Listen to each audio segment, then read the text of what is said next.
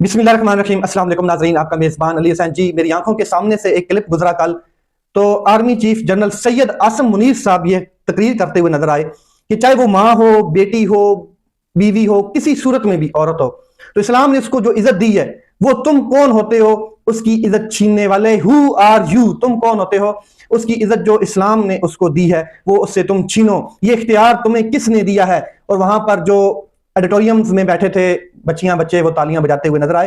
तो मुझे ये क्लिप देखने के बाद ऐसा महसूस हुआ कि जो पिछले 2-3 साल में औरतों के साथ जो जुल्म हुआ है, जो ना इंसाफी हुई है, अब ऐसा लगता है कि उनको इंसाफ मिल जाएगा इस क्लिप देखने के बाद। लेकिन मैं चाहता हूं कि जो ना इंसाफियां हुई हैं, जिस तरीके से पिछले 2-2.5-3 सालों में रजीम चेंज के बाद जिस तरीके से औरत की इज्जत को तार तार किया गया है इस मुल्क के अंदर, इस इस्लामिया जमहूरिया पाकिस्तान के अंदर, वो मैं आपके सामने एक बार रखना चाहूंगा ताकि आपको आइडिया हो, आपको याद रहे, और हम इस चीज को भूलने नहीं देंगे। क्योंकि ये भुट्टो का दौर नहीं है जब सोशल मीडिया नहीं होता था, ये आज जदीद दौर है, 21वीं सदी है, और इमरान खान ने शौर दिया है। तो जाहिर है अब वो चीजें जो मीडिया ने फैक्ट सामने लाए हैं और वो याद दहानी कराई है आर्मी चीफ को कि जनाब ये हुआ है, तो मैं भी कुछ चीजें आपके सामने रखूंगा। अगर आर्मी चीफ साहब आसम मुनीर साहब वाकई ये देख रहे हैं कि औरत को इस्लाम में बड़ा इज्जत और मकाम मिला है, तो मैं शुरू करूंगा सबसे पहले उस घटिया तरीन इद्दत केस से जो एक औरत बुशरा बीबी के खिलाफ बनाया गया और उसके ऊपर उनको सजा सुनाई गई, और फिर हालिया ही हुकूमत में अभी रिसेंटली उसको हुकूमत ने दोबारा अपील दायर की है। और ये अपील दायर के पीछे करने के पीछे कौन इन्वॉल्व है, इस इद्दत केस को बनाने के पीछे कौन था? Who are you? कौन है वो जिसने ये औरत की इज्जत को तार तार करने की कोशिश की? आर्मी चीफ अगर खवातीन की इज्जत की बात जानना चाहते हैं और उनके बारे में जानना चाहते हैं तो रेहाना डार समेत तमाम उन खवातीन से गुफ्तगू कर सकते हैं जिन पर पुलिस और नामालूम अफराद, अब ये जो नामालूम अफराद हैं ये एक्चुअली सबको पता है, मालूम है, मगर वो बता नहीं सकते। इन्होंने जो जुल्म किया है, सादुल्ला बलोच और शाह महमूद कुरैशी साहब से बात कर लें जिनके घर की खवातीन को अगवा किया गया। अगर कोई कसर बाकी रह जाए तो आजम सवाती साहब इधर मौजूद हैं पाकिस्तान में, उनसे बात करें किस तरीके से उनकी एक वीडियो बना के उनकी बेटी को भेजी गई। और वो प्रेस कॉन्फ्रेंस आज भी नहीं भूलती जब आजम सवाती साहब अपने मुंह पे थप्पड़ मार के हाथ मारते हुए रो रहे थे और बता रहे थे कि मेरी नंगी वीडियो मेरी वाइफ के साथ जो है वो मेरी बेटी को, जवान बेटियों को भेजी गई।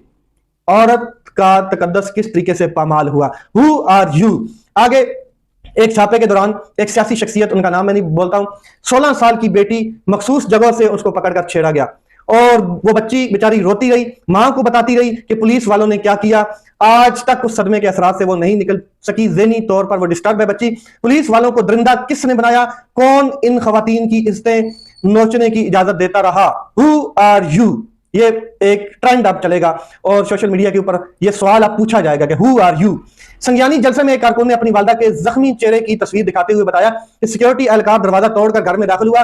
वालदा की जानब से रोकने पर निकाब पोशों ने, वो जो टाउट से निकाब पोश थे, उन्होंने बंदूक का बट मारकर उसकी वालदा का जबड़ा तोड़ दिया। इन निकाब पोशों को इख्तियार किसने दिया? Who are you? खवातीन की इज्जत पर भाषण बहुत दिया गया और मुझे लगा कि अब इनकी इज्जतें जो हैं वो वापस इनको दिलवाई जाएंगी, इनको इंसाफ दिलवाया जाएगा।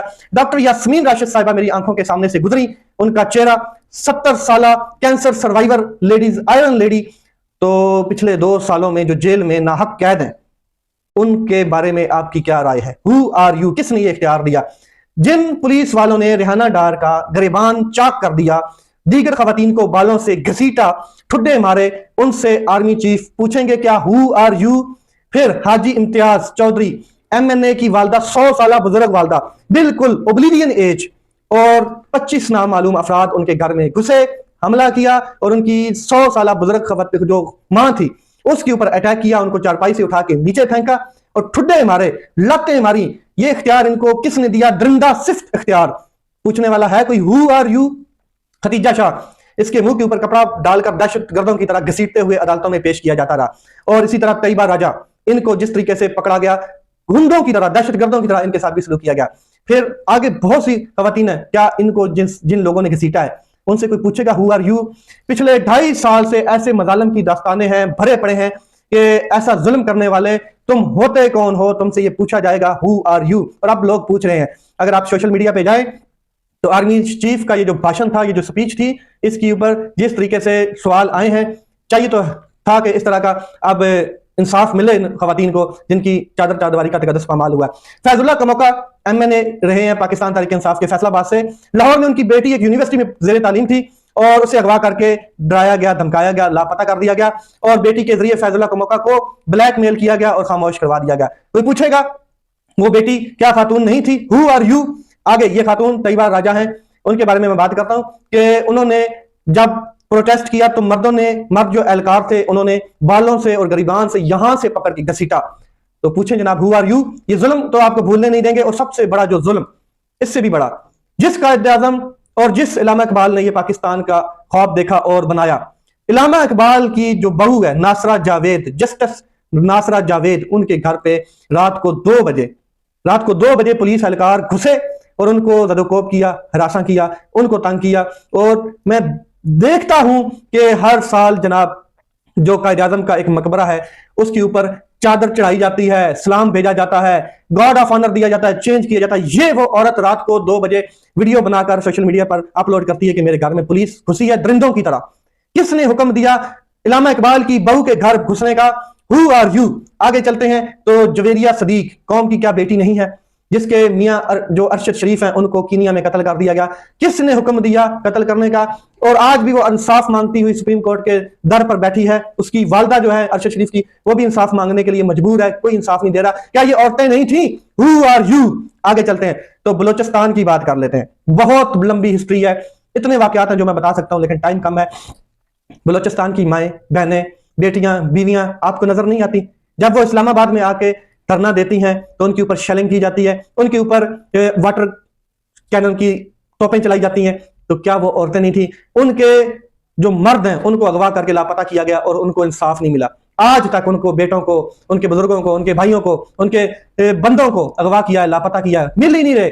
वो भी औरतें हैं, उनका एहसास, उनका इंसाफ कौन देगा? Who are you? किसने आपको ये इख्तियार दिया कि जो इस्लाम ने इज्जत दी है औरत को वो आप उससे छीन लें? तो वाकई इस्लाम ने औरत को बहुत इज्जत दी है। तो वो कौन थे जिन्होंने औरतों को सड़कों पर घसीटा? वो कौन थे जिन्होंने बेडरूम्स में घुसे औरतों के, वहां पे खुफिया कैमरे लगाए? वो कौन थे जिन्होंने ऑडियो लीक्स की? वो कौन थे जो शहरयार अफरीदी की बेटियों को धमकियां देते रहे? वो कौन थे जिन्होंने नाहक औरतों को कैद में रखा? ये सवाल आज भी आपके सामने है और आपके पास इसका कोई जवाब नहीं है। अब बात करते हैं इमरान खान साहब की। इमरान खान साहब ने अडयाला जेल से बड़ी अहम गुफ्तगू की है और उन्होंने क्लियर कैटेगोरिकल मैसेज दिया है। उसके ऊपर मैं आता हूं। सबसे पहले उन्होंने एक चीज वादा कर दी है कि रमजान का मुबारक महीना गुजरने के बाद हम एक एहतजाजी तारीख का ऐलान करते हैं, एक एहतजाज मुतरतब किया जाएगा और महरंग बलोच समेत तमाम अपोजिशन लीडर से बातचीत करके मुल्क गिर एहतजाज होगा पूरे मुल्क में। अडयाला जेल में उन्होंने एक कर्नल की बात की है कि उसने अडयाला जेल को कंट्रोल किया हुआ है, कानून की पासदारी नहीं करता है, ना ही जेल मैनुअल को वो मानता है। मेरे लोग दूर दराज से आते हैं, पंजाब, सिंध, बलोचिस्तान, पत्नी कहां से मुझे मिलने आते हैं, इवन के आजाद कश्मीर से आते हैं, उनको मिलने नहीं दिया जाता और उनकी मुलाकात नहीं कराई जाती, जो कि मेरे बुनियादी हकूक की खिलाफवर्जी है। इस मुल्क को कंट्रोल कर लिया गया है, इस मुल्क के हर इदारे पर इस वक्त नादीदा कुव्वतों का कब्जा है। इमरान खान साहब बिल्कुल फ्लेक्सिबल नजर नहीं आ रहे और इमरान खान साहब ने कहा है कि अदलिया को क्रश कर दिया गया, मेरी गिरफ्तारी को सुप्रीम कोर्ट ने अगवा करार दिया। आजाद जजेस कभी कोई मुतनाज़ा रिमार्क्स नहीं देते। इन्होंने जज जो मुसरत हलाली साहब है उनको ये इंडिकेट किया है, किसी भी जज का फरीजा है कि जब तक दोनों इतराफ का मौकफ ना सुना जाए, कोई फैसला या रिमार्क्स ना दिया जाए, क्योंकि जजेस के जो रिमार्क्स और फैसले हैं और ना सिर्फ वो मुतलका मुकदमात बल्कि मुस्तकबिल के मुकदमात पर भी असरअंदाज होते हैं।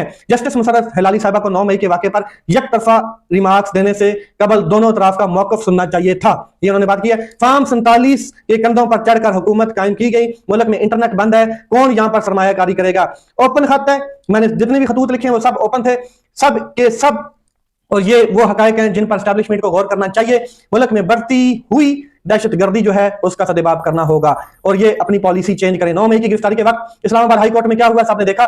हम 9 मई पर इसीलिए जुडिशियल कमीशन मांग रहे हैं, हमारा मौकफ है कि 9 मई फॉल्स फ्लैग ऑपरेशन था। हम रियासत से आइन और कानून के मुताबिक इंसाफ मांगते हैं, अगर रियासत देगी तो मैं आखिरी गेंद तक लड़ूंगा। ये कहते हैं तारीख नाकाम हो गई, अगर हमारी तारीख नाकाम हो गई, हमने बंदे नहीं निकाल सके, तो ऐसा क्यों हुआ कि 26 नवंबर को इनको गोलियां चलानी पड़ी? क्योंकि लोग निकल आए थे और बहुत तरीके से निकल आए थे।